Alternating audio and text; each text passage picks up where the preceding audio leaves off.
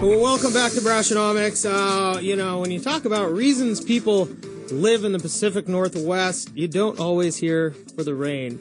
But Marianne Fordyce, who joins us next, does live here. In fact, she's lived in Oregon and Washington her whole life and says she's still here for the rain. Her work, though, is not necessarily in the umbrella business, but it's more as a realtor included in community involvement, and is a sponsor of the national champion women's ultimate frisbee team, the Seattle Riot. And with 28 years of experience in the real estate industry, certainly knows a lot about it. Welcome, Marianne. How are you? Good, and I'm glad to be here. I think I'm happy to have you, because I'm gonna make this when you grow up in Oregon or Seattle, you like the rain. I love the rain, and I don't have an umbrella. And I don't even carry one in my car for my clients. They have to get used to it. Yeah, absolutely. I agree. Yeah, totally. Can't baby them. Yeah, I mean, if you're not going to... Get into it. Embrace the moment. Embrace it. And get a North Face jacket. Right. REI, please. Sorry. Oh, it's very, very Midwest of me. So, Marianne, let's talk a little bit about real estate in a niche that isn't what people always think of, or certainly not something that people are always even aware of. And that is this guardianship and how this ends up really being this specialized type of real estate work. Now, I know this isn't the only work you've done or do. Right. But with so many years and, so much experience in the industry, you certainly bring a breadth of knowledge. And I wanted to talk about this because we haven't talked about this on our show before, but this concept of guardianship and how that pertains to real estate. Yes. Well, it's just a little small niche of mine. And I bring that up because I do sell all over the board in terms of houses and condos. But a guardianship, for just to make it a little bit clear for people, is when someone is unable to handle their estate themselves. They've come to a point in their life, like usually it's an elderly person or somebody who physically can't handle anything anymore.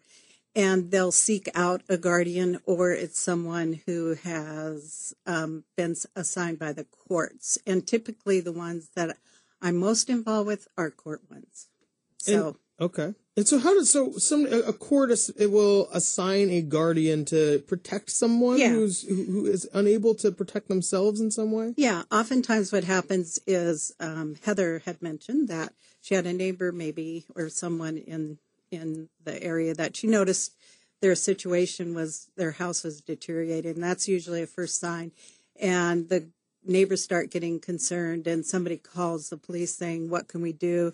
And then people start getting involved. And there's a lot of regulations they have to go to, and that's not my expertise. But eventually they get through the system and a guardian will be assigned to them because it's found out that no one else can take care of them, including themselves. So when it comes to real estate, what is your role when something like this starts to happen? So they call me, and then I go out with the guardian, and I evaluate the property, and together with the guardian decide what needs to be done. If it's a house that needs to be emptied, maybe it was an elderly woman or man who just has the regular stuff, or maybe it's a hoarder, and we decide what needs to happen with that house. And then I make a list of items, give them a price, and also an appraiser is called, and they do an appraisal on the property, and then all of that goes to the courts. The courts make a decision on what needs to happen,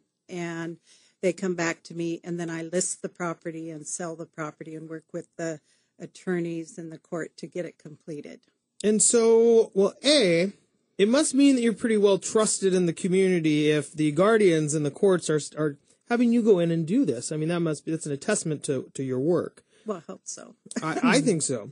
Yeah. But so more, also importantly is these issues. I mean, these are all issues of stuff in a house and kind of ownership of items. Is that really what we're talking about?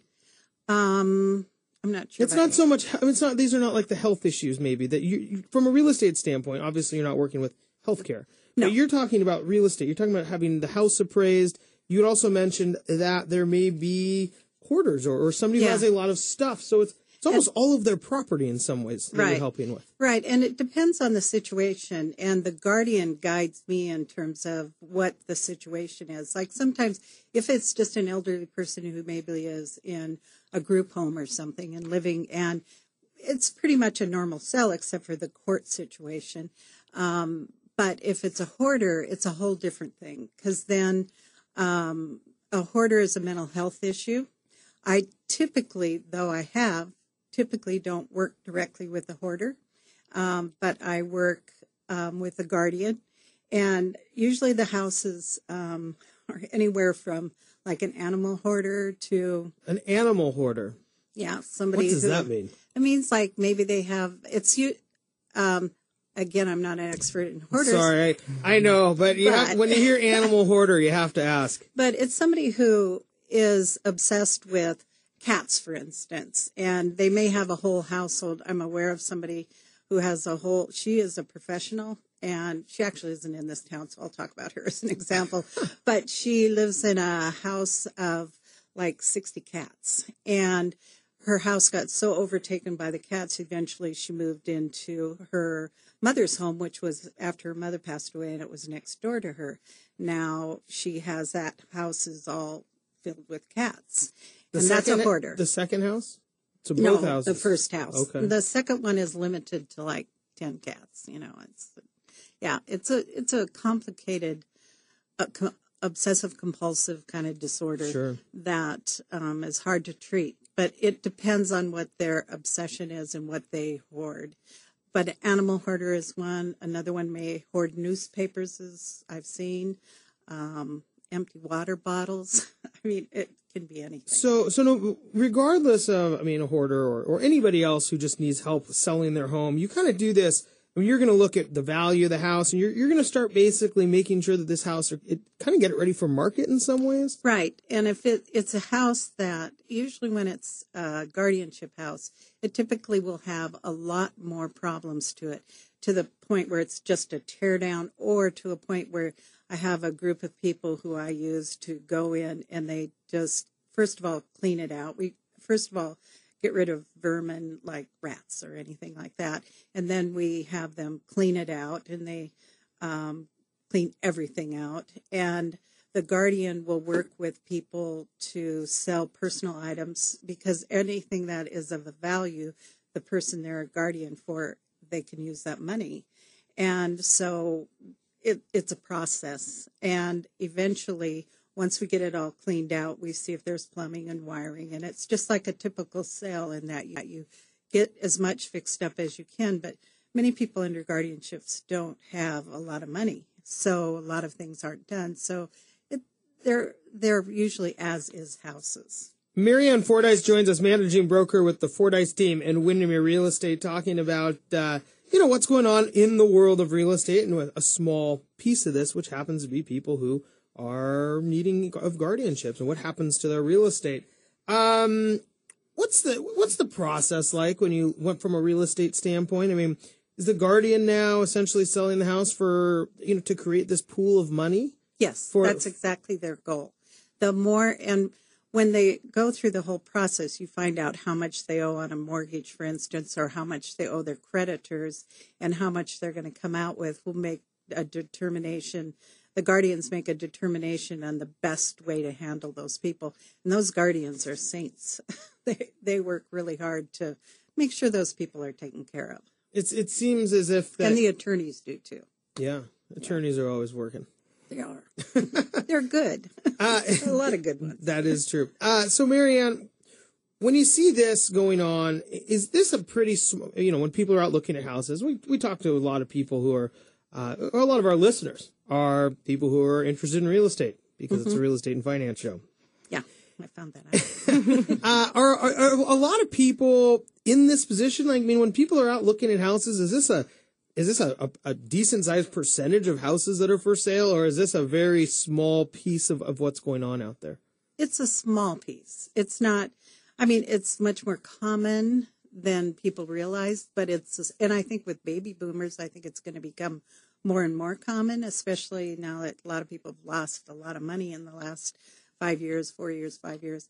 And, all of that is going to come out in time. But right now, I would say it's a fairly small piece. It's a fairly big piece of my, not a huge piece, but it's substantial. Maybe substantial. That's a good word. Yeah, part of my business. I really take care of those people. I used to be a nurse, so I care about the fact that they need some help, and not everybody wants to deal with them because they're usually really low-end houses, and yeah, it's okay. It seems as if that is something that it's a noble cause, because it's not something a lot of people take the time to get into. I mean, how many real estate agents out there are actually dealing or working in this niche? Not that many. You're like, there's one. Oh no, there are more. There are more.